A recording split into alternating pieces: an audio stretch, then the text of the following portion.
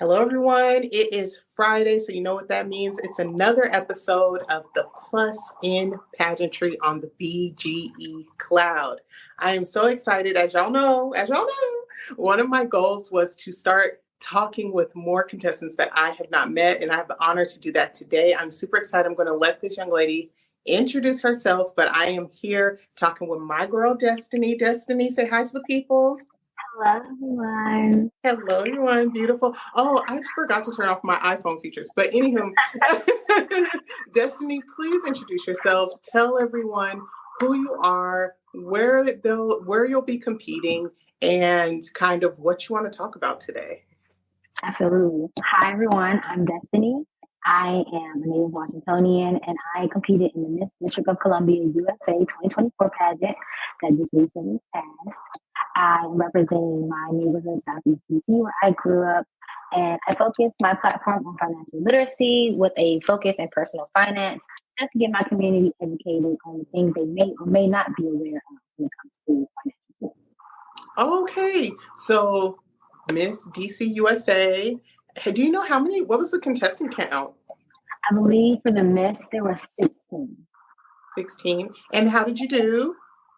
I did not place this year. However, I did much better than last year. Last year was my very first pageant, and this year was my first pageant with a team. So with proper training, a coach, and everything like that. So I think I did much better than last year. But this year was cut tight. So we had 16 ladies and went from 16 immediately to 5. So we only had one. Oh, wow. That's a cut. That's a cut. Okay. Yeah, that is a cut. And how long have you been competing? This is my second year. So this is my second time ever competing in life. Wow. Okay. Oh, so you're new. We love that. We love that. Oh my gosh. I truly want to see more women get into this space. I think there's still a lot of stereotypes about what pageantry is. And that's what kind of turns a lot of people off. But I'm so excited. So we got you right at the head of your journey with great things on the horizon. So that is awesome. And then you have a platform based around personal finance. So what do you find is a common thing that I'll say young women don't know they should be doing for themselves in the financial realm? I would say most likely being aware of how much spending power they actually have. So I was lucky to get a financial literacy internship my sophomore year of college, and I learned about how to manage my money, how to budget, how to get more income, and also types of investments and things that you can involve yourself in financially. And so what I noticed was I always felt like I never had enough money to do certain things, even to take care of myself. And when I was in college, of course, most people know you don't have that much money in college unless you come from a wealthy background. So, you have what you have to get by.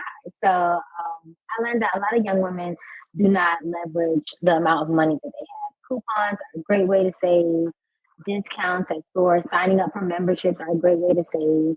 I know that was really helpful for me when I was in school, getting those 2-for-1 deals, or just being a member, you buy one, get something free. That's really helpful when you are in school and possibly struggling. So I think that most women don't realize how much, again, spending power they have when they actually write out their budget.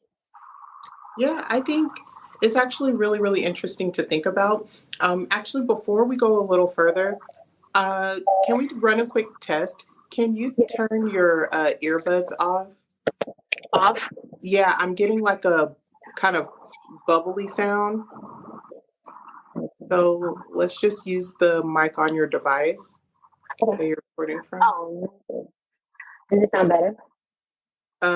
Let's say a couple more things. Say, hi, I'm Destinee again. Hi, I'm Destinee. So sorry for the technical difficulties. No worries, no worries. Yeah, I think that sounds a little better. Okay, let me just try to turn this situation. I have my headphones on. Sorry, you guys. I have my headphones on noise cancellation. Maybe that's the problem.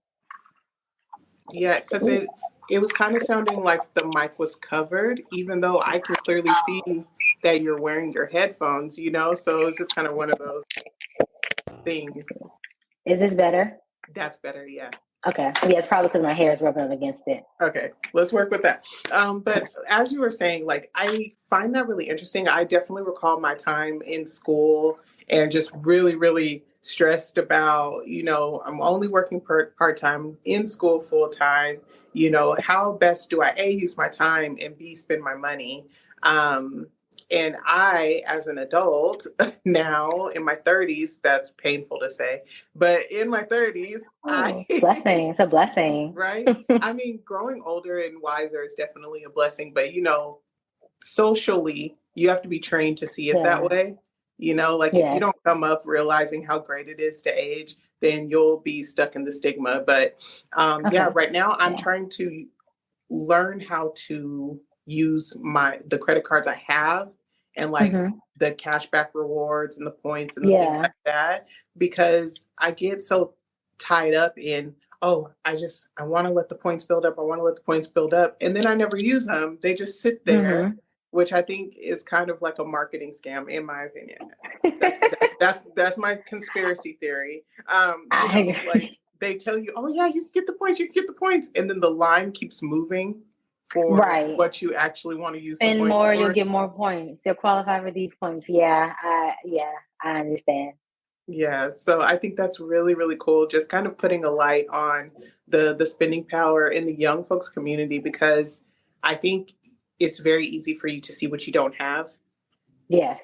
And not really be able to leverage all that you do have. So wow, that's actually a really incredible platform. Thank you. When it comes to your pageant journey, are you anticipating staying in the DC circuit, or do you think you'll branch out and like maybe move to a different state?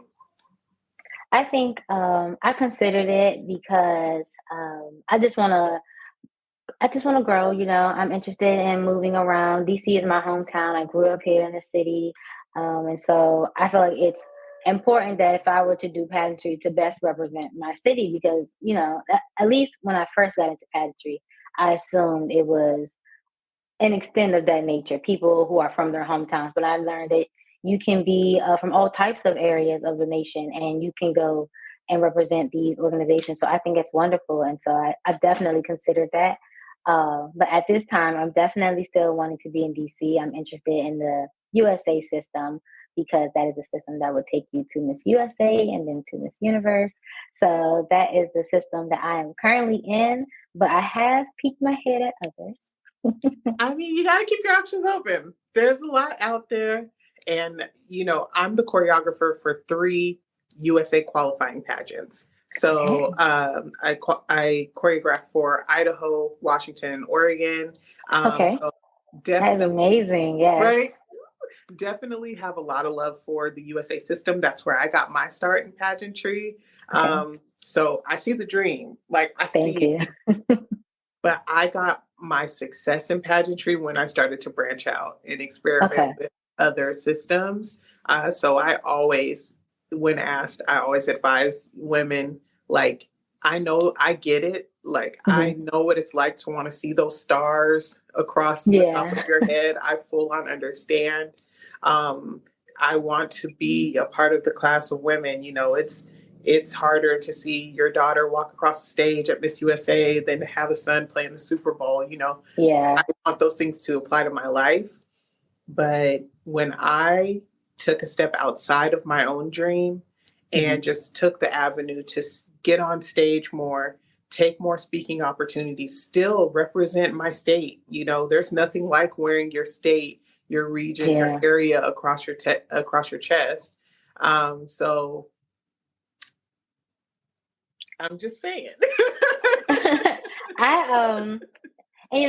I definitely agree with that. Like I said, I've looked into other systems as well. Like a system that really drew me into pageantry, I'll say, of course, was the Miss Universe system. I watched that growing up on Fox and everything like that. So that was really fun to see. But I also like watching the Miss Grand International. Those are really fun. I really like Yeah. the theatrics. Yeah, they're a little over the top. Yes, and I thought it was very interesting because I always assumed that pageantry was what I known it to be. It's just, like, well, I assumed before I became knowledgeable. I thought it was runway and gowns and you asking on stage questions and they pick their contestant. But I didn't know that there were different genres, should I say, of pageantry, and that was really nice to learn. So I was really drawn to that as well. Yeah, I'm in this very same boat. When I was growing up in East Texas, I had like Miss America and Miss USA because those were the ones that came on TV. Hmm. So I used to, me and my grandma used to watch them together when I was Oh, a little girl. So when I moved to Seattle, um, I was too busy for pageantry when I was okay. young, when I was like younger, Hmm. because your girl was busy. I had a lot to do. I had a lot of boxes Yeah. to check. You know what I mean? Hello. So, hello. Okay. So, cheer, drill team, Same. volleyball, like student government, all Yes. of the things. So when I got the National American Miss, they used to Hmm. send out flyers in the mail. And I Okay. got, Yeah. and I looked at my mom, and my mom was like, how? Like, how, girl? She was like, my Hmm. pockets can't take it, baby. You got to pick. Yeah. you know? Listen, been here as well. I know my family. My family wasn't interested in me doing pageants because they felt like it was a very predatory thing for young people to be doing. And so I didn't really understand the severity of that at the time. So I'm like, okay, cool. But I too was a cheerleader. I understand I was a cheerleader. I was also an SGA in my high school days. So I totally understand. And it was expensive as well. So I knew that pageantry came with a price. I did know that. Because I used to watch, like most women, I used to watch Dollars and Tiaras, and you saw those big old price tags used to fly Yeah. across the screen for those headshots and those flippers and those dresses. Oh my So I'm gosh. Yeah. like, oh my goodness, like we'll have to do this when we get up in age. Right. I was like, I'm gonna have to work on this when I can actually contribute, right? Right. I'm like, Um, I'm gonna and put that on the back burner. I love that your family worked to protect you, Yeah. because a lot of the things that young women do tend to have some kind of predatory stigma. I mean, even cheerleading Yeah.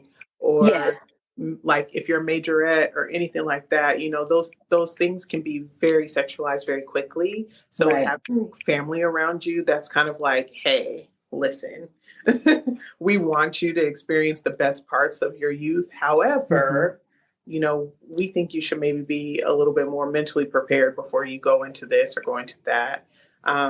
Do you have any family who are in the pageant world at all, or? I want to say yes and no. So, not officially like in any pageantry, but my younger sister, she was actually on the court in her school. She was the like how they have subliminary groups for your HBCU. So like they have.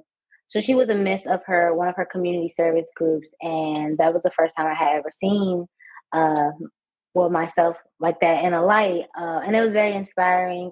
I had always admired women who were in pageants, especially in the collegiate level, because it was not something I ever felt like I could do personally. I had a lot of battles to overcome myself, and I never saw myself in such a light. I've always seen myself as a model or someone who could just be there in the face of fashion or something like that, but never pageantry. Like pageantry required a level of, I feel like, sophistication, a level of regality. And I feel like at the time I didn't possess that. But when I saw my sister doing it, it really taught me that I could step out of my comfort zone and I could try to be in a pageant one day.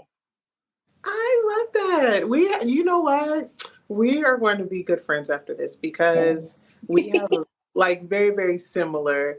Mine was body issues, Okay. just self acceptance in that realm, which is now, a lot of what I've built my platform and my business on. Yeah. So I struggled in that regard. I was like, oh, everybody's skinny, like everybody's thin, everybody's fit. Yeah. Me and all my people, we're a little wide, just a little swole, Ain't nothing So, wrong with that. Ain't right, nothing wrong with that. right, right. Hello.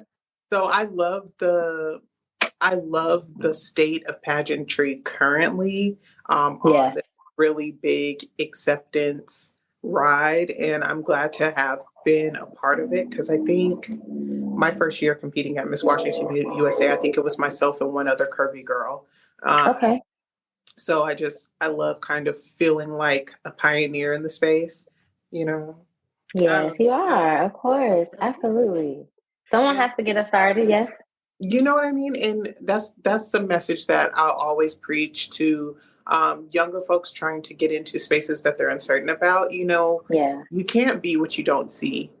And as scary as it is to be the first to branch out on your own, to do something that the people around you don't really understand, as long as it's not Yeah. hurting anybody or putting anybody in danger. Disclaimer. I think it's Right. I think it's I think it's really really great because my family, when I decided to like really get into pageantry, my family Mhm. was like, "You want to do what? You want Right. Yeah. you want to do what? You want to be Are in a you what?" sure? Yeah, Is this where you want to go? Is this how you want to represent yourself? You know, and it's so many. It's unfortunate because it's so many, like you said, bad stigmas around pageantry. But what I've realized with being in the pageant world, like it forces you to be someone. It forces you to be a person of confidence. Like it really forces you to not only put yourself out there, but it forces you to empower yourself. It forces you to empower others, and it allows you to develop and grow. Like it's so amazing how pageantry has, like you said, pushed you. I am in awe of how much pageantry has pushed me. If I could, like, if you could see what I looked like a year ago, getting my journey started, doing all this, we, I wouldn't even, I couldn't even, if this would look like a year ago from now, like, I wouldn't know what a year later from today would look like. And right. I'm just so amazed. So yes, the people put these crazy stigmas on pageants.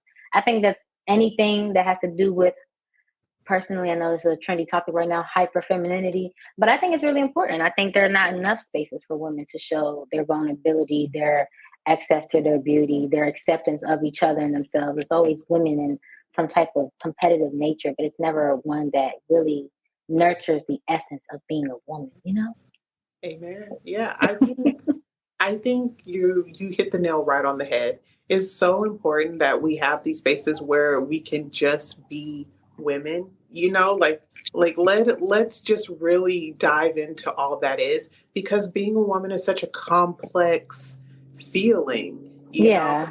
You open so many doors and you create so much, and Hmm. yet you're hardly recognized for all that you are because you're such a multifaceted being.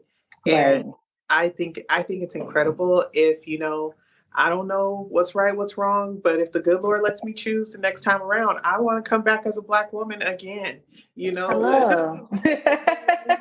I can't be anything else. You know, I Right. just can't imagine it. So And I it's a think it's beautiful experience. incredible that we can kind of bond over the shared experience, which is a pageant, you know. And I think pageantry gets a bad rap because for so long it was such a very small niche group of people that pageantry catered to. Yeah. But now that one more women can be included, like in the USA system, you know, age Hmm. ban gone. You can now have mothers, wives, Yes. you know, just like all of these different ways that people are included. I think it's brilliant. You know, now if we can see it all the way through, that would be great. So it doesn't feel like a marketing scam, and so that we don't feel Yeah. used. That would be great. Um, you are in a very competitive region for pageantry. In the last 10 years, what have we had? Two DC USAs, Yeah. Miss USAs. So you are in a very, very competitive region. Um, do you feel that that kind of sharpens you or dulls you when you're getting ready for your competition? I think it definitely sharpens me. And I say that because I'm someone who I enjoy being challenged. It's not always the most exciting thing for me to do, but I'm a lifelong learner. I enjoy learning. So even lessons like most people say I'm a hard headed kid growing up. I gotta learn lessons the hard way sometimes. So like a lot of people told me jumping into pageantry, the DMV area is really strong. You know, you might not want to go there your first go around. But I thought, why not? You know, like I'm from the area. I have some type of experience. I could try. The instructions say I can try, so I'm gonna try. And I think it just allows me to feel more inclined to push myself because I'm trying to align myself with women who are in this circle of winners and are in this unique organization of not only the Miss DC USA Sisterhood, but the Miss USA Sisterhood. And these are privileges, these are not rights. And so I feel as though, it's my duty to at least try to, if I'm going to try to claim or want to claim a title, my best bet and again, my duty would be to uphold myself to those types of standards.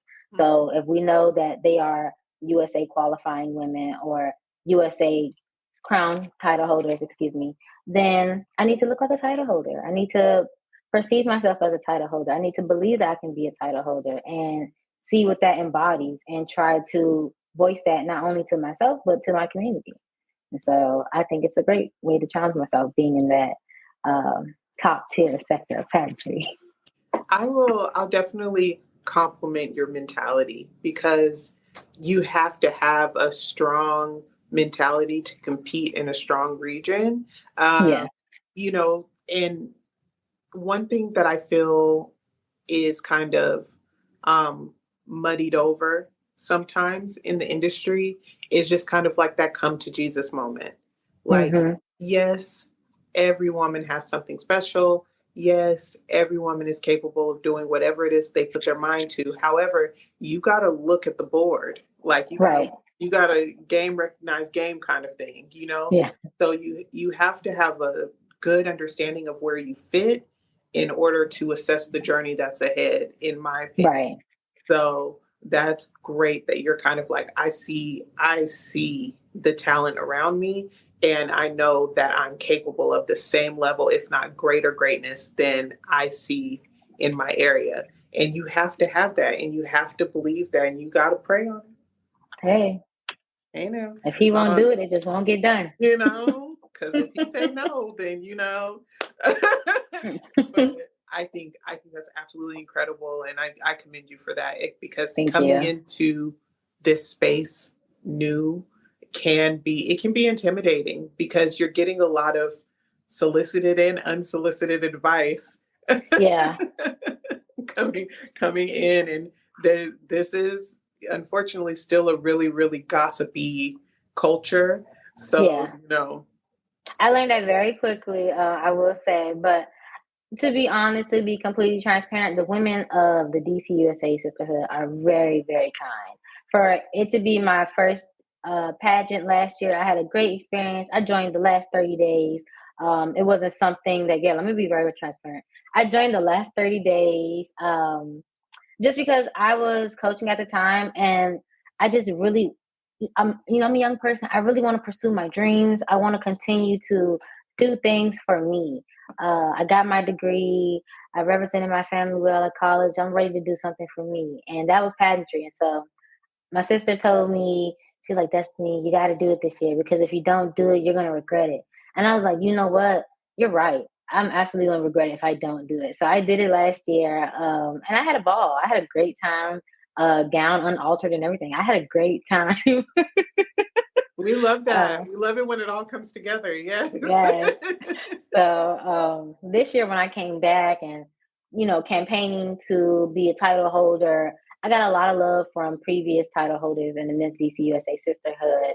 And it really meant a lot because, again, like you said, these women are very competitive. These are women in a tight, close-knit sisterhood that people are not privy to that type of access. So to me, to even get some type of acknowledgement, whether that was a follow, a like, a comment, a hello in public, a picture, that stuff really meant a lot to me because it meant to me that they could see me in that circle. And so that's what keeps me going outside of, my personal endeavors. I think that's incredible. And I'm glad that they have embraced you. I'm glad that you are getting coached. Like, what was your experience like shopping for a coach once you decided that you were going to come back and give it another try? Were you welcome to the idea, or did you take some convincing? I was welcome to the idea of a coach and coming back. So again, like I said, I joined in the last 30 days. I had a great experience my first time. I was like, oh yeah, I can do this again. This is no problem. So we'll try again next year, and then we'll try again next year with intention. So I was like, I want to get a coach. I saw that there were like different programs and platforms. Again, I'm totally new to pageantry, so I'm not sure if there are certain coaches for interview versus your walk versus your stylist versus whatever else you need a coach for in pageantry. In pageantry, you need a coach for almost everything. You need a team. You need a team. Yes, you need a team. And so I had a few platforms follow me. I followed a few platforms already, again, because I was just trying to inform myself on the pageant world. And I found my coach through Our Reigning Beauties. And I found her through initially when people were campaigning to compete for the class of 23. I saw that this page kept reposting this beautiful young lady. And I was like, who is this girl? And I saw that she was a contestant. So I'm like, okay, awesome, awesome, awesome. So I went to their page and I saw that they had other clientele. So I'm like, okay, great. This is a good platform. But I noticed that they said they only coach one person per pageant. I was like, oh, okay, I have to wait. So luckily that person won that year. That's Miss Cassie Ballou. She won Miss DC USA 23. And so I'm not gonna lie, I immediately reached out to the team and I said, hello, my name is Destinee. I am new to pageantry and I would love to, work with you all if you are open to coaching. I know your client just recently won. If you all are open to coaching, please let me know. I'd love to talk. And so Kies got back to me and she let me know that she would speak to me separately, have her team review, and then she'd get back to me. And I waited for about a month, I think, like a month and a half. She got back to me. Crazy. Yes, it did. Because I was like, oh, should I look for someone else? I was like, well, I kind of sort of already interviewed with her. So I'm like, I'm just going to wait, I'll be patient. And she called me back and she was like, hey, I'd love to work with you. We're really happy to know that this is your first time ever competing and you don't have any pageant experience. So we think you'd be the perfect candidate to start molding for whatever pageant that you're looking for. I'm like, okay, wonderful. So I told her, I'm interested in DC. I went last year. She was like, oh, okay, awesome. So she started to go back through all the footage and was like, oh, that was you? I'm like, yes, that was me. So that's how I found my coach, simply through messaging her. But again, I saw her previously when she was advertising her initial candidate for DC USA. I love Kies Down. She's a friend of mine and a friend of the podcast.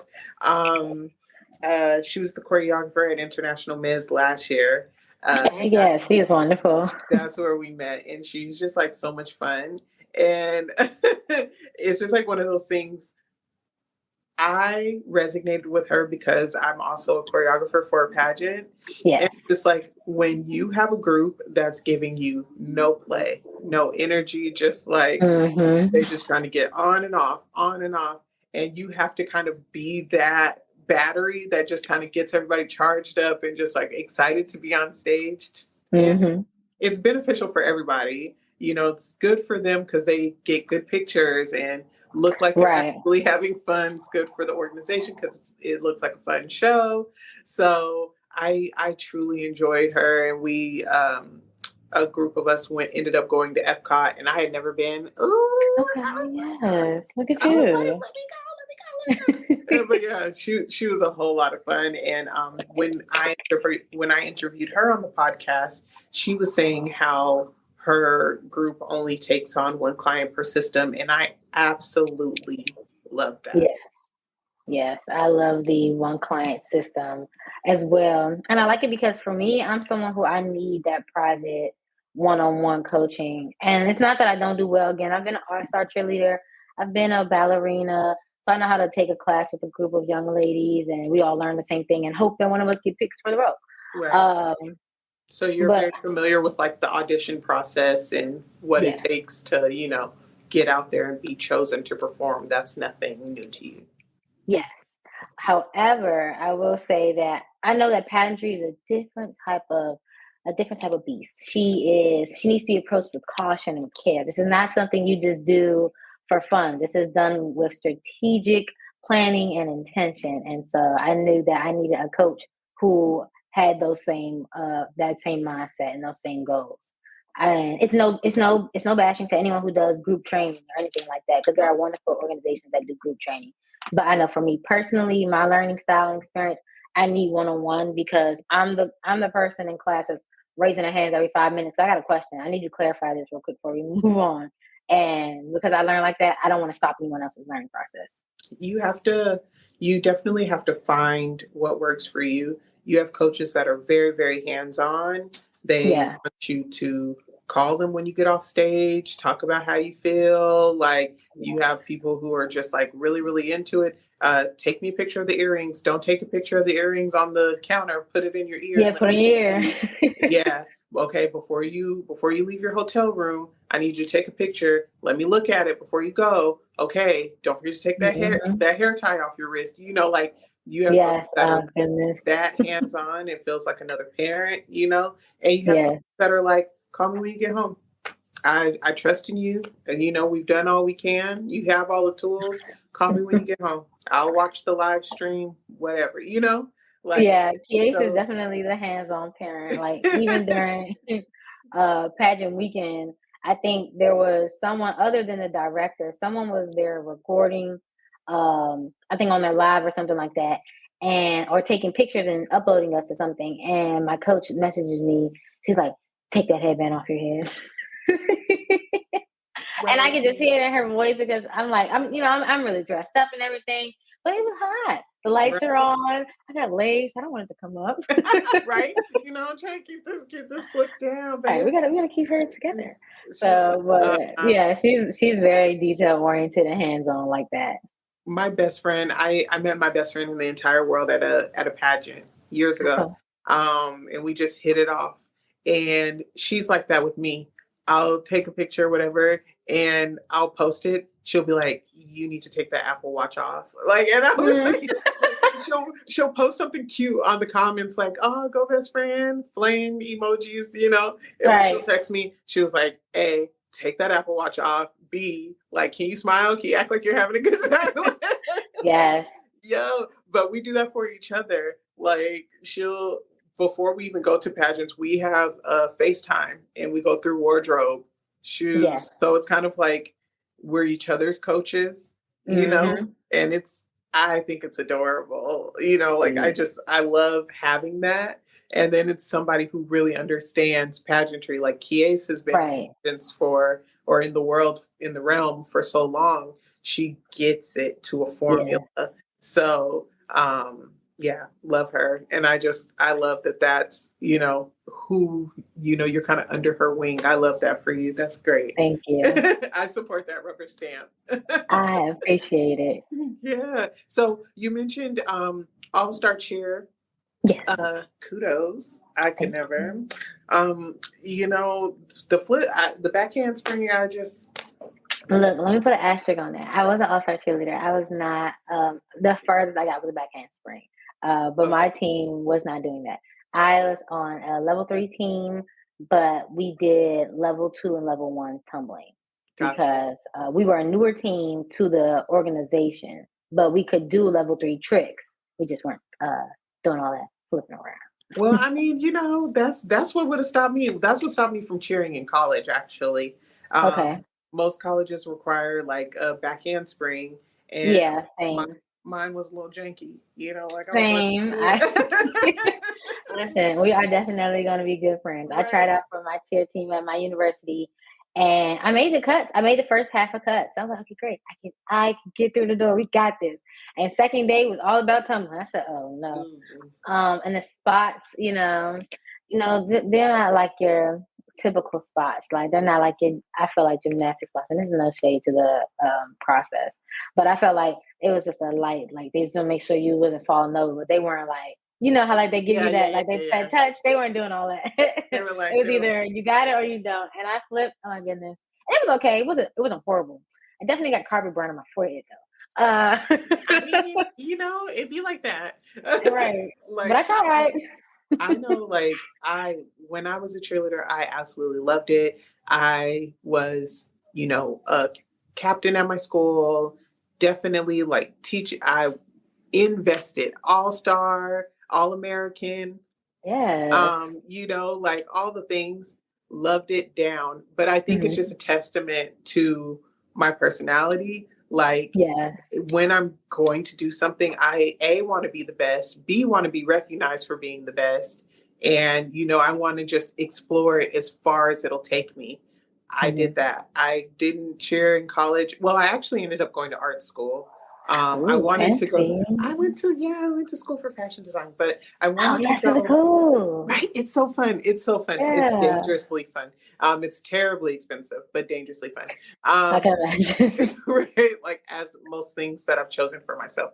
But yeah, I wanted to go to a HBCU. I wanted to go to Grambling. Most of my family went to Okay. Grambling State University. Um, Go Tigers. Yeah. Um, but yeah, I had such deep roots at that school. Like, my uncle's heavily involved with the band. My Okay. cousin was a cheerleader. My other cousin was on the Orchesis dance team. And Ooh. yeah, Yeah. and now is a part of their coaching staff. So I just knew I was going to Grambling. Like, Right. anytime somebody mentioned college, I was like, oh, I'm going to Grambling. I'm going to Right. Grambling. It's the family Um, college. We're in the Grambling. yeah, and then life happened, and I was like, or I can stay home. I can stay here in Seattle and Right. try to figure it out. And I was going to community college because I just couldn't make a decision. And then I ended Right. up talking to my cousin and was like, oh, do you still draw? Do you still like fashion? Like, I remember, blah, blah, blah. And I was like, I do still draw. I do still like fashion. So I explored that and I loved it. And now, X years later, circle back, I just opened a boutique here in Yeah. Washington, formal wear. Congratulations. Thank you. Thank Beautiful. you. Oh my gosh. But it's just kind of like, I feel people who have that drive to really give it all to a sport, to an activity, to, a Yeah. path. I feel like those are the people who you see become entrepreneurs, who you see doing big things in their community. And it sounds like that's what I heard from you, because you said all-star cheer, Yeah. and I was like, okay, that's not an easy game to play. Got it. Yeah, And no. then you said ballet, and I was like, okay, we like extreme Yeah. sport. Okay. I always, it's funny because I've always put myself, like, similar to like you said, I put myself in these experiences that I want and these challenges that I want because I really see great things for myself. Like, I know it is extremely hard to be optimistic. And I won't say I'm the most optimistic person, but as far as my goals are concerned, I've never seen less for myself. I've never seen less than greatness for myself. And I'm always striving to see what else I can conquer. Like, in my timeline, I started with ballet. Ballet was fun, and I kind of got knocked off because I was told, oh, I started ballet at 12, and they were like, oh, you can't become a professional ballerina. You started too late in the game. And if I was listening to myself now say that to someone as a 12-year-old, that is so disheartening and disrespectful. Like, you can go to high school and college and still become a professional ballerina. And so, after I got that dream killed, we went to All Star cheerleader. I was like, okay, well, at least I could be an NFL I can do cheerleader. this. I can I do could I could do this, you know what I'm saying? So I did a high school cheer, and that was really fun. And then I transitioned to All Star cheer because high school cheer, and I don't know about yours, but my high school, we were a newer school, so we didn't have the advancements that All Star cheer had. Like, we weren't doing a lot of tumbling and a lot of basket tosses and all that. It was just kind of stomping, not stomp and shake, but just like basic 1-2 Yeah. claps and all that. I was over it. Wasn't enough for me. You're So like, I All need Star cheer. more. I need more. I need a I've challenge. memorized all the cheers, and so I loved All Star cheer because although, like I said, we weren't tumbling a lot, we were doing some type of tumbling. It just wasn't off the ground. So the most we did was a back handspring, but we were doing walkovers and stuff like that, which is still very challenging if you can't do Yeah. those things. Yes. Um, There's a way you got to stretch your back to be able right. to make those things happen. Don't remind me. Look, I remind myself every day I should have done that. Every time I turn this way, I hear a crack or two. You know what? When I was doing drill team, our drill team did like a jump split. Like, we did jump Oh, split okay, DCC, we see you. on concrete in the street in parades. Yeah, probably Okay, not okay, the, okay, not not bad, beautiful for not the bad. show. long-term Right. effects on the body. And they say, oh, they're Um, young, they'll find a bounce back from it. right. So now I have to crack my hips every morning, like Oh, before get I the can day really go. started. So I'm like, I was like, oh my gosh, arthritis, please be kind to me. Listen, Like, I'm tell not me going to about it. claim it, but the signs are there. The signs are there. Listen, as someone who was a trick flyer for my team, so I was a person in the air. They were tossing over in the baskets, had to do the toe touch basket toss and all that. It really does a number on your spine. Yeah, Um, yeah. and so, especially if you get dropped a couple of times. So, because we're all still teenagers. Some Yes, people get but distracted easily. like back then, you just bounce right up, you know? Right. No problem. Just felt a little tingle. Got up. Okay, Yeah. no problem. Shake You it know, off. walk it off, whatever. And then, because I was a back spot, and my thing, like I Okay. always told my flyers, I was like, one thing about me, like you may like come down, but you're not going to eat mat, like, Yeah. and that's on mamas, you know. Ooh. Thank you. Look, I love my back spots. My team, my son group was great. I will say again, I was new to everything I did. I just knew I could do it. It didn't matter.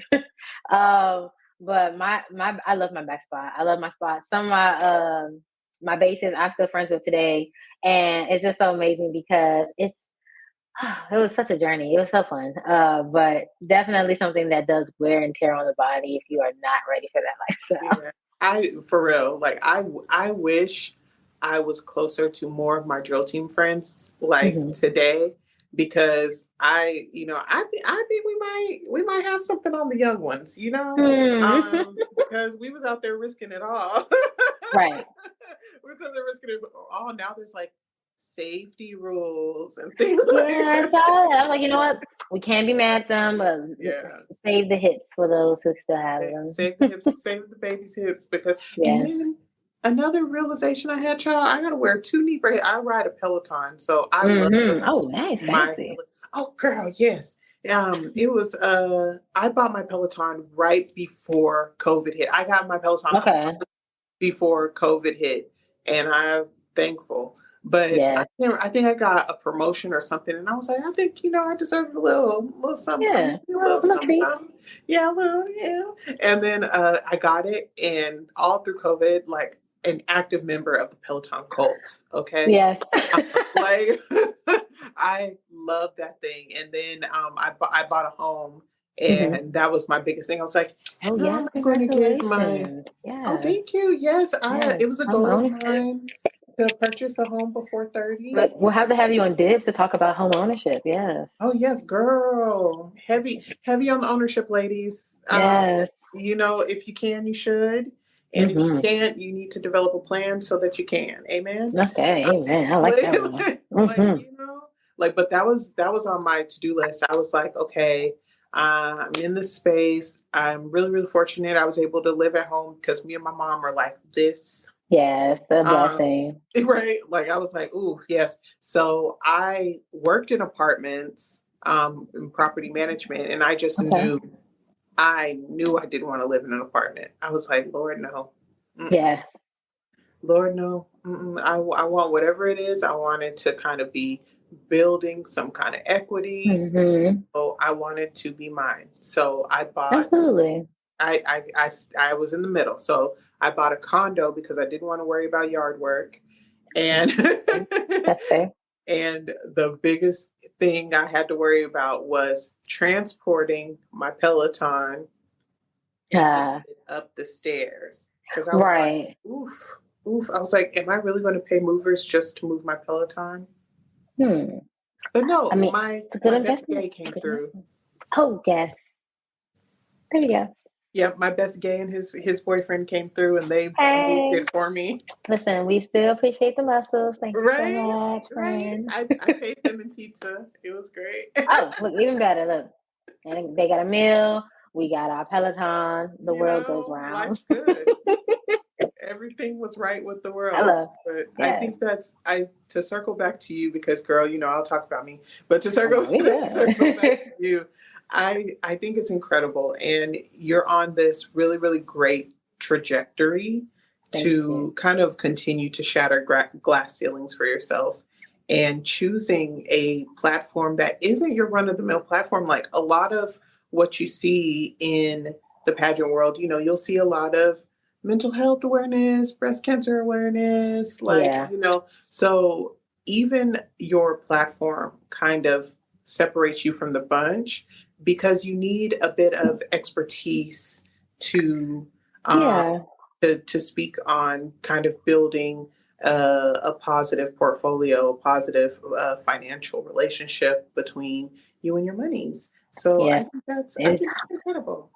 and I appreciate that, because it's very hard as a young person. You are a young person yourself. It's hard trying to constantly prove to people that you are knowledgeable in an area, regardless of how many years of experience you have. I know for me, it was very hard for me to one accept the fact that I was going through financial literacy, and then two, because sometimes, especially in our community, sometimes people are not receptive of information. Oh, what do you know about that? You're only 20 something. What do you know about that? And it's like I don't need to have to go through extreme hardships to know something's wrong. Right. Um, and so for me, my platform was the biggest thing I had to bet on about myself because I'm very knowledgeable. I've had two internships with the United States government and Department of Insurance, Banking, and Securities to learn enough about financial literacy. And I've also worked in financial aid at my alma mater, Alabama State University. So and I've been an RA, so I know a great deal about when it comes to finances, especially trying to survive your collegiate days and your young person days. And I've been blessed with that information. And sometimes I get a bit of imposter syndrome because people expect me to either give them a full ride scholarship with a 1.2 GPA, and I'm like, I can't do that for you. Like that's not the information that I am privy to. Yeah. Or it's something like people want me to clear their credit card debt that's in the thousands. That's not what I'm here to teach. I'm here to teach personal finance and to teach people the tools they can do to build themselves up, or if they are in those circumstances, ways they can begin to get themselves down. I'm not a one-stop shop answer. I'm not here saying I have all the poof answers and then boom, your debt will be wiped away if you do X, Y, Z. No, I'm not your scammer. I'm not doing all that. So I when I think tell people things like, "Oh, I'm sorry, forgive me." no, no. I was just saying. I think that's so. It's cultural. You know, we live in like Yeah, a instant kind of gratification yeah, and hack culture. You know, yes, everybody wants the hack that's going to, you know, fix their life, and it's just kind of like, nah, baby, you dug yourself a debt hole. It's going to take some yeah. time. It's gonna take some time to get out, but it's not impossible. Right. And I think that's what the biggest thing is for me. Like, I'll be transparent. My student loans, like, my biggest thing is I tell people I paid off my student loans, and I know that catches people's ears because they're like, "Oh, I got student loans. I want to get rid of mine." But what I did was, and I always share this with my friends and my close family, like reading is so important. I feel like if people read the legal contracts they're signing, they would realize that you don't have to commit to so much that you need to. For example, my debt was no more than about $10,000, and I was able to pay that off. One, because I paid attention to the contracts I was reading. So, for example, my junior year, I was a RA. I still had a loan debt. I was paying school for myself, so I'm working. Where was I working junior year? I was working in financial aid. I was working at Jimmy John's. I'm Oh, working. Jimmy John's, yes. Um, and I have no. That's my very first job, and I'm very proud of it. I never let people.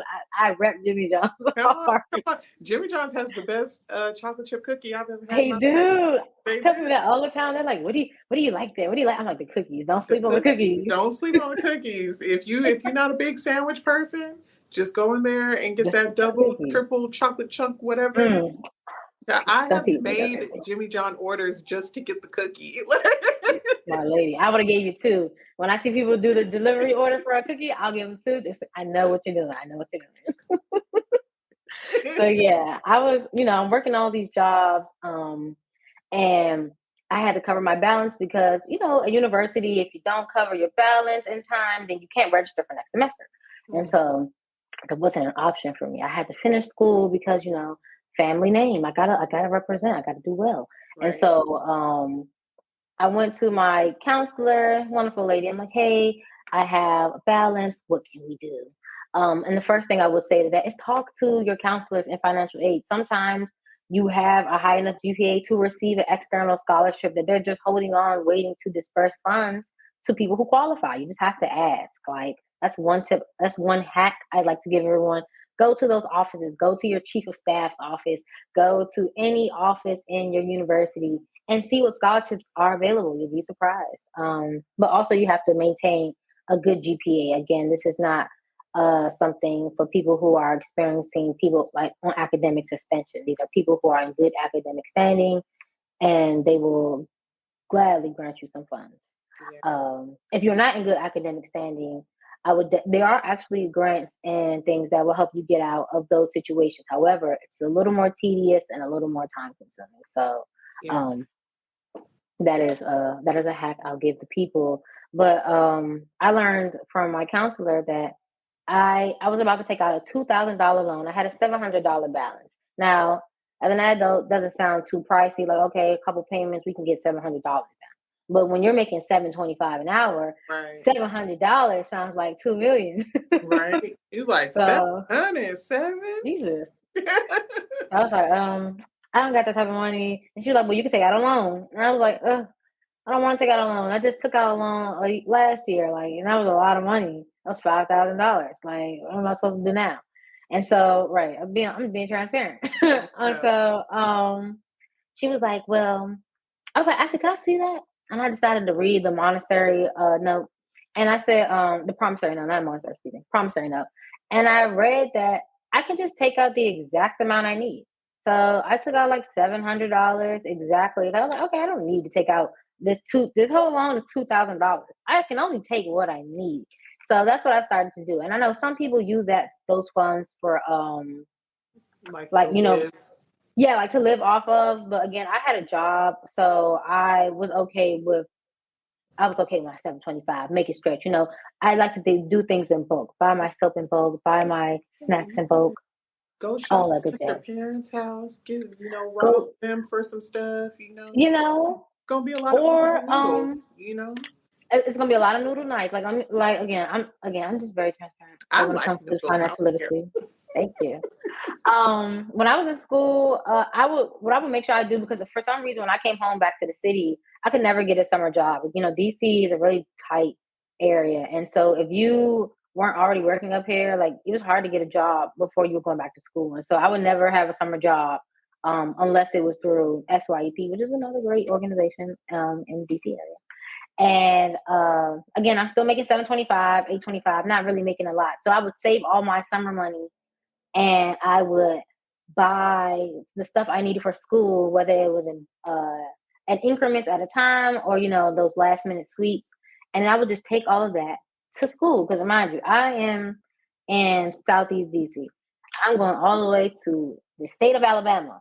Uh, so I'm doing this every year. I'm just making little mold piles and bringing them back to school, so that way when I get to school, I have the funds while working to sustain whatever it is that I want to do. If I want to go, because I'm not going to tell anyone, oh, save all your money so you can't enjoy the rest of your life, because you want to go to your college party. You want to join certain organizations, and they're going to ask for dues.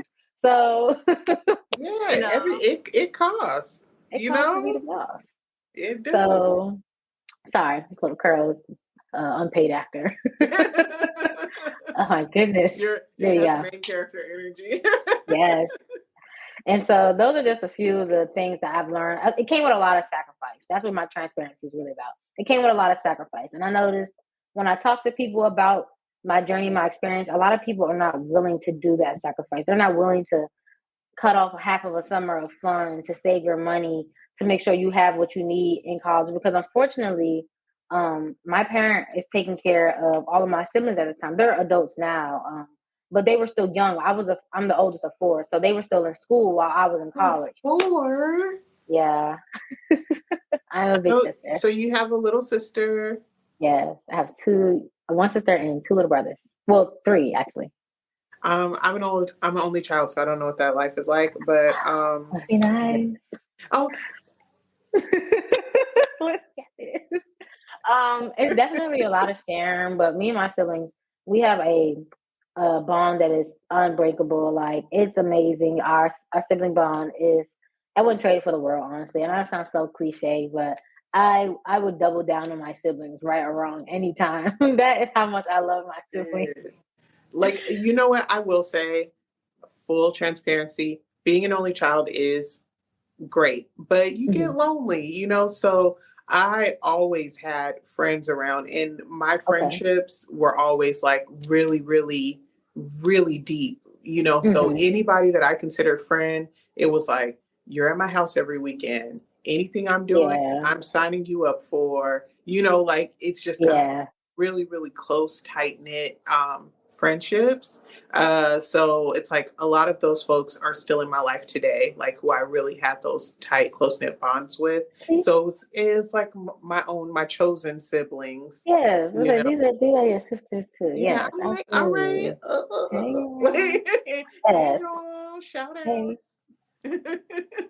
So yes, I definitely understand, like even when I was away, I was repping my siblings like they were my kids. I had them all on my little, what do you call those things? Like little cork board, little calendar, whatever. Yeah. I used to have their little school pictures lined up, and they're Oh. like, "Oh my goodness!" They're like, "Do you have kids?" Like, I'm first of all, I'm small. Like, I don't know why people thinking I had kids, but moms are, you come in all ages at this point. So they're like, "If you have Right. kids."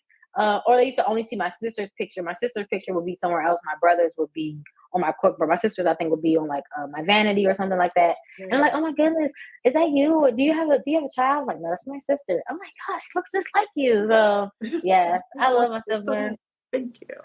Yes, I have their pictures everywhere I go. Well, at least when I was in school. Now I'm home, I see them. But when I was away, yes, they were always up there. I think that's beautiful. And to your point about people not really wanting to make the sacrifices to kind of make these things work, it's it's interesting to see Hmm. like how much someone's dream will shrink when they realize what they are and aren't willing to do. Um, Yeah. Even in the pageantry space, a lot of what you do in pageantry is an investment. Yes. Whether it's, your gown, interview outfit, coaching, the Hmm. actual general participation in the pageant. Yes. It's an investment, and it's not just a fiscal one. It's your time, it's your effort, it's your advocacy, and Hmm. you're connecting what you already do to an established brand and trying to make sure that it meshes. And Right. people, I don't know, it seems like people have lost that drive to be great generally. you Hmm. know Nobody Yes. wants to, what it they're not shooting in the gym, they're not shooting in the Yes, gym they're no not more. shooting in the gym. you And it's funny that know you say that because I used to always go around shouting, "What are you gonna do?" "I'm gonna go be great." Like, "You go be great now. Go be great." And it's so crazy because people don't even say that to each other no more. Go be great. Go be awesome. Like, and it's those little things, like you said, especially in the pageantry world. I learned very quickly that pageantry was a big investment. Again, last year was my very first time, 30 days. It didn't matter to me. I have my big girl job, so the cost didn't matter. I'm just no problem. I'll go ahead and pay the registration fee.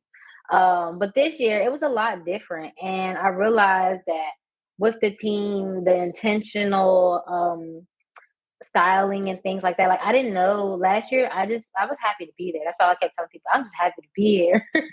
And this year I had to really invest in my styling, which was something that I have been developing over the years. I've gotten better at dressing business professional, but as far as like casual styling, it was hard for me to find my niche, like what I want to look like. And so with the team that I invested in this year, they have helped me get to that point. And I think again to your point of being invested in pageantry, it is something that if someone is interested in it, you definitely got to have the funds for it. I remember the first time when I was backstage with a few of the young ladies last year, someone told me that this is a rich girl's game. Like you got to have the funds to play. And that's kind of true to an extent. It's not impossible, but it is a bit true because with the registration fees alone, like, if you don't have that, And it's tough. Right. yeah, I mean, Yeah. you don't need a custom whatever Yeah. gown to win. Confidence can carry you, but if you can't even pay for admission, uh, Yeah. It's a little hard. it gets a little hard. And here in Washington State, Hmm. pageants aren't, that popular. Okay. Excuse me, we're not really a pageant state. We're growing, we're Yeah. becoming, as Michelle Obama would say, we're becoming.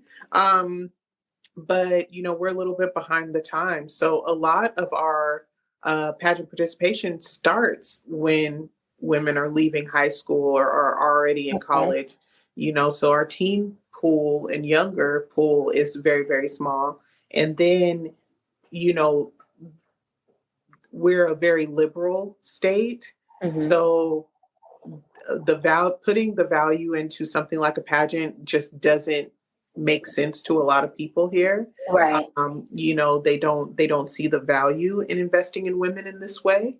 And a lot of people feel that pageants are misogynistic and so forth, right? Hmm. So it takes really strong leaders in the community to come out and say, well, no, no, no, no, no. I think it's a little misogynistic to tell me how, what, where, when I should feel empowered. But Right. you know, this is actually giving me a platform for me to educate you about XYZ. And I Hmm. like this format because ABC. So you're not only having to prove yourself, especially when you're shopping for funding here in Washington State, you're not just having to prove yourself, but you're also having to defend pageantry. So Right. so it's interesting, just trying to really, really gather the community here, and it is growing. Hmm. We have a lot of people who have moved here from elsewhere, Okay. and that's not a dig or shade, but it's kind of helped grow the The the pageant experience and community here. Right. Yes. And someone who has always lived in the city and just decided to dive into this sector, I notice how it's still, even though we're in a big city like Washington, D.C., it's still a small world in the pageant Mhm. world. And I didn't know that. But it is a beautiful thing to see because the people who are in the community are very, very passionate about it. And I Yes. think that's what's important. And I think that's what allows, like you say, even in Washington State, for the community to continue to grow. You just need one person who's really passionate about it. And once they find their person who's also passionate about it, it will continue to grow because that's just what influence is. And I think pageants are extremely influential as much as people, try to knock them. They're absolutely beneficial to, I feel like, the development of young women. Like, it's not one time a person hasn't, or I feel like young girls look at a princess and say, "Oh, I want to be one." Right. And pageantry allows you to live that dream out. And I don't think people really, get that. I know it's like very surface level, and it's like, oh, well, we're not just talking about 5-year-olds destiny. We're talking about 22-year-olds and 70-year-old one woman who want to live out their dreams. And I think it's really important to know that there's still a little girl inside all of us. We Yeah. all want to be valued and cherished, and we want to feel like we are the winners of our world. And I think pageantry really allows you to focus on that. It allows you to be in a what I call a safe, glamorous space. you know, You love that? yeah, it's like no one's like, I mean, women are women, but no one's mad at you for being all dolled up because we're all dolled up. Like, we like to do this, and no one's gonna sit here and judge you for being infatuated with yourself, for lack of better words. Well, I think it's important that there is kind of like a healthy infatuation because I feel when you don't have that kind of value for yourself, that's how you Hmm. end up in these messy relationships. That's how you end up selling yourself short in your career, Yeah. not getting what you deserve, in the Hmm. industries that you plant yourself in. So it's important to wake up and be able to look in the mirror and love the girl staring back at you. And my boyfriend makes fun of me actually. He goes, he was like, I've never met a woman that loves themselves as much as you love you.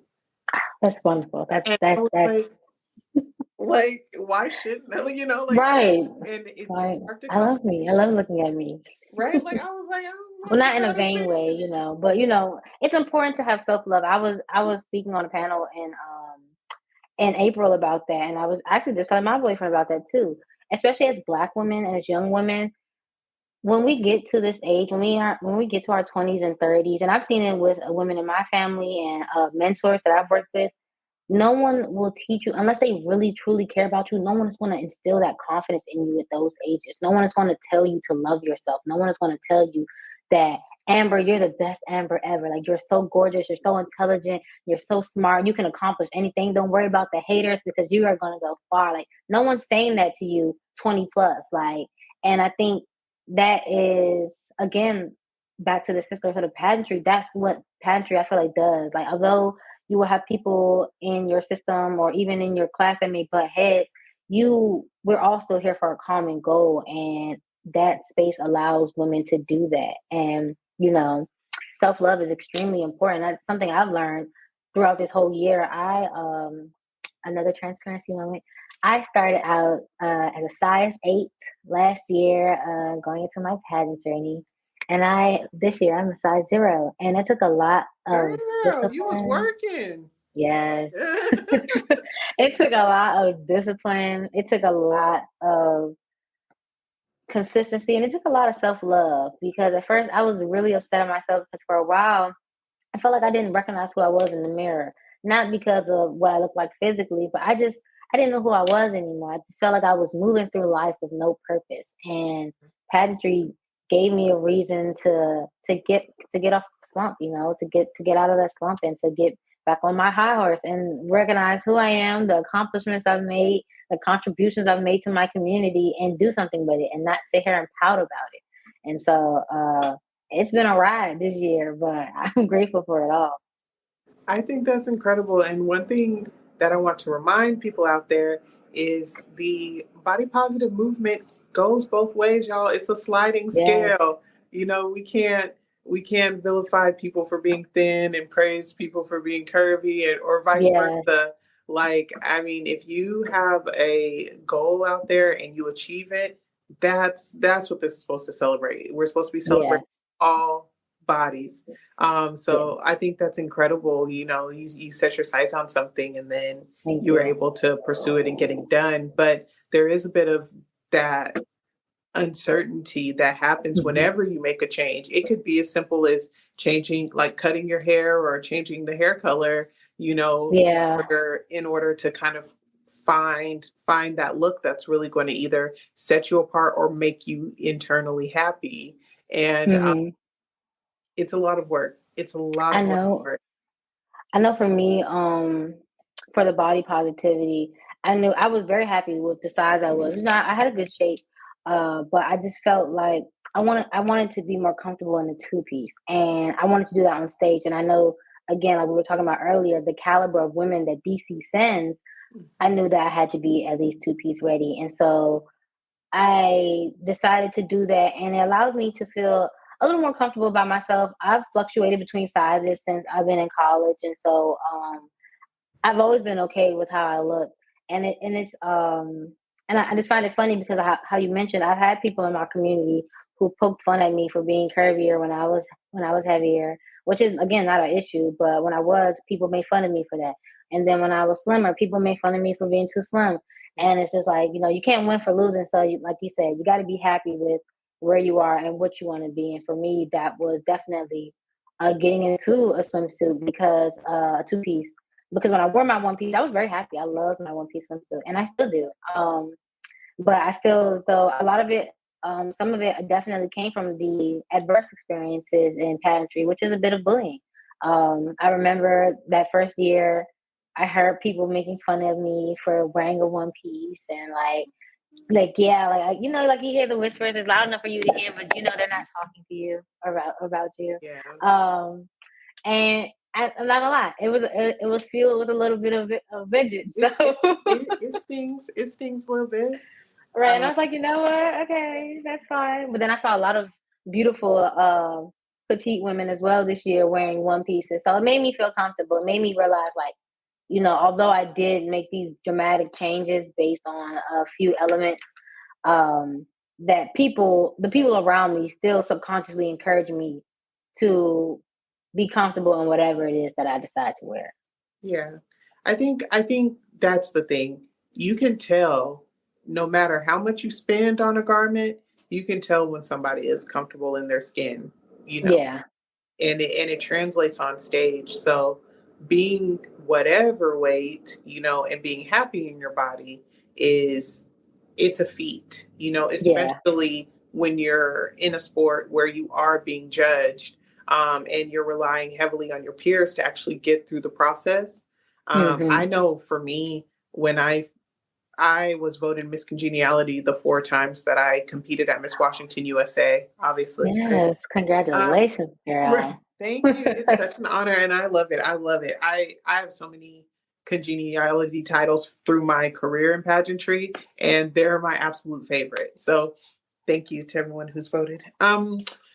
But but I heard someone, I think it was the second time I won, we were backstage and getting ready to go back out on stage for crowning, and somebody goes, "Yeah, you got like, yeah, she got congeniality. That's the Fat Girl Award." And Oh, I was see, like, in a past life, I would have been ready to pop off my earrings, okay? right. But I'm trying to grow and elevate, okay? Right. I was, Just and just say you're mad because you didn't get the award. I was just on such a cloud, and that was one of those moments where I was like, it doesn't matter. Like, you just simply can't please everybody. Um, Right. you literally get an award for being kind and helpful and genuine, And they still and mad. somebody finds a reason to try to diminish that, you Right. know. So I've always, like, since that moment, I've always just been like, girl, you have to play this game the way that you Hmm. want to play this game. You need to decide what you want to get out of this experience. And that's the angle you need to work, because yeah, like, Yeah. you can't And be yeah, everybody.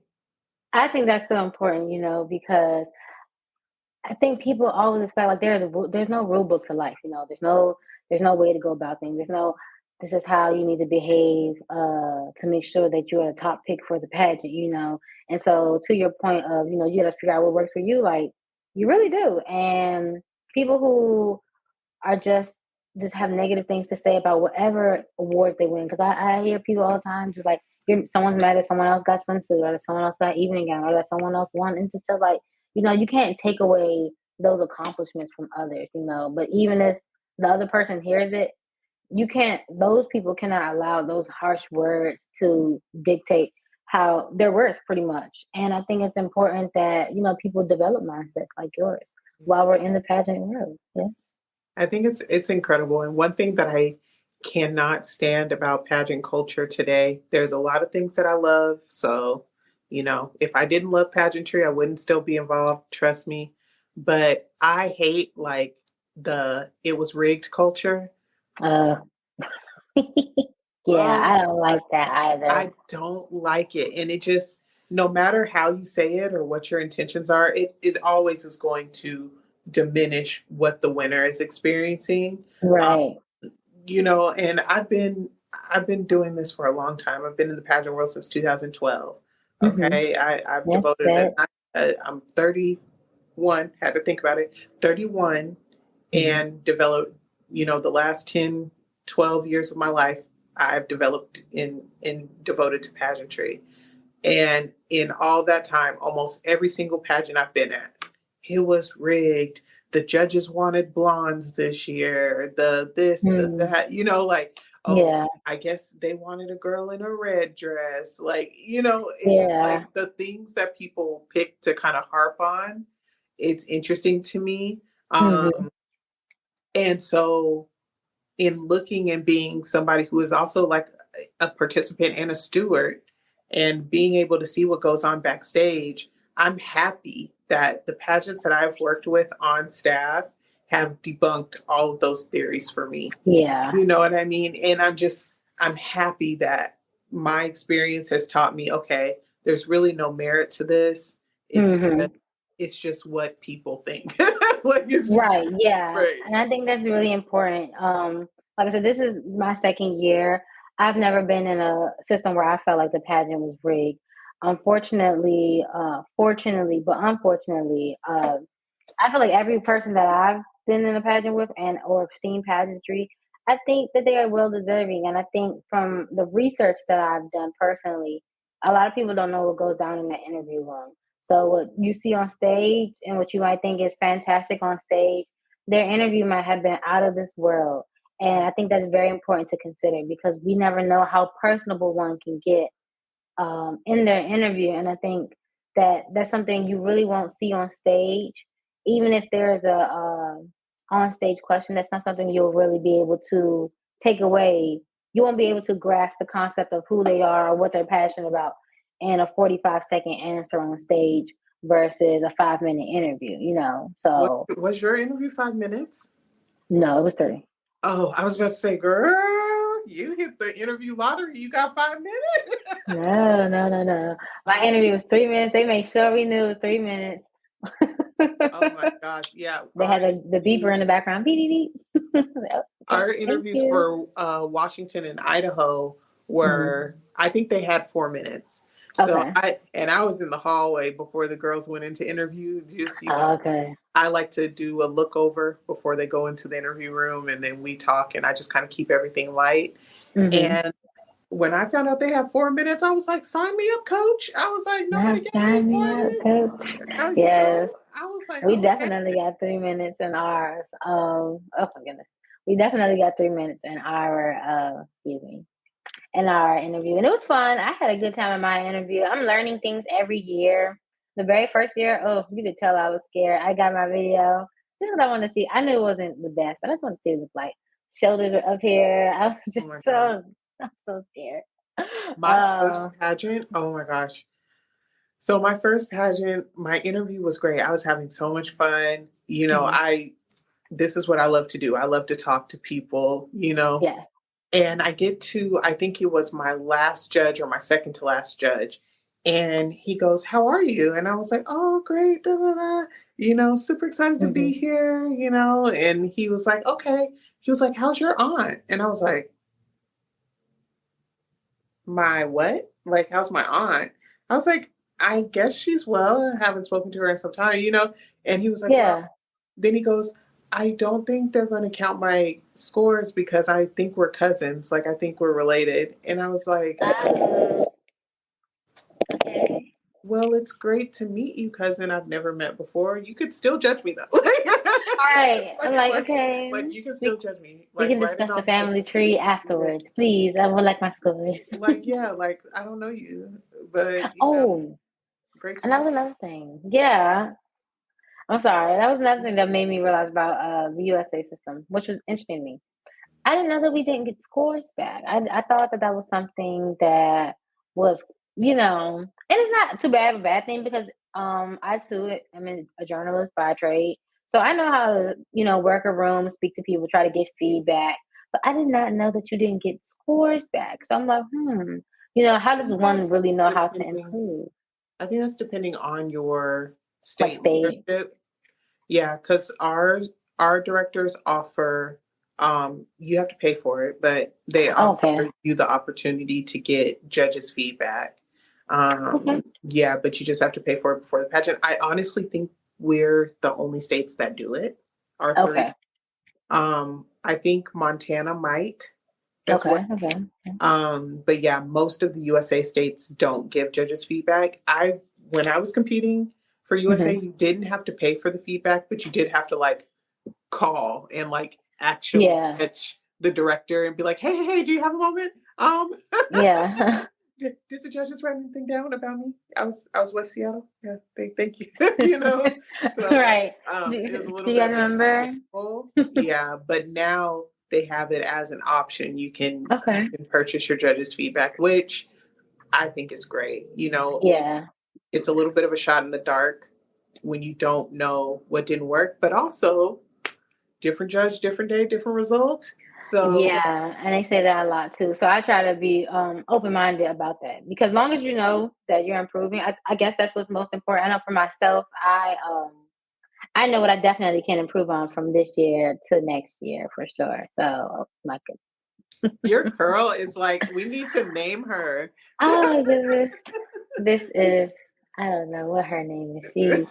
She's a showstopper for sure Yes, though. it's Katie Curl. Katie Katie Curl. girl. Yes, But I think you are on track. I think you have a thank great presence you. about you and you have the right mentality. Another thing I think is really important when you're in the space is just understanding that this opportunity is so much bigger than the crown. And Yeah, if you're competing for sparkly jewelry, you're going to fall short every time. Um, absolutely. and the level of work that comes with that crown, with that sash, it's so what is downplayed. Our Yeah. queens make it look really easy. Um, but it is a lot of work and it is a big commitment, and I definitely am happy that systems like USA are now open to having women from all different backgrounds participate, because I always thought that was a little odd. You Hmm. say you're an organization for women and yet you exclude so many. Like Yeah. that never 100% sat right with me. Hmm. But yeah, I think we're gonna let some of the USA drama die down, in this next Yeah. year, and we're just gonna go in next year, and we're just gonna we're gonna hit it. Hit the ground running. Yes, I'm very excited. And I do appreciate it. Your insight is very, very much received and appreciated. It's great to meet beautiful women like yourself on these platforms and being able to discuss, so much because pageantry it sometimes feels like a secret club. Like you got to know the know. You have to know who's who in the Yeah, you industry got to to know get the what you're looking decoder for. ring, get the decoder ring Yeah. out. To try to figure out where you need to go next and who you need to speak with. So, I really appreciate you having me here because it really means the absolute world to me. Oh my gosh. Well, like I said, we're friends now. Yes. So you can hit me up. I'm going to go ahead and close this episode out, but stay. We'll chat really, really quick. Okay. But everyone else, thank you so much for tuning in to another Thank episode of the Plus in you. Pageantry on the BGE Cloud. This has been a really, really incredible conversation about pageantry, journey, personal finance, and just Yes. all around being great and pursuing your greatness. Before we head out, Miss Destinee, where can everyone follow and support your journey? Yes, you can follow me on Instagram at exclusively Desi. That is EXCLUSIVELYDESI. No underscores or anything like that. And as well as my pageantry and financial literacy platform, you can follow me at DIBS, DIBS with Des, DES. So we will put those on the screen. And so you So can follow me they'll be there. definitely be in the description for Yes, my in the audio description. listeners. Go ahead and just go rewind that back. Okay. Yes, yes. This with Do Des.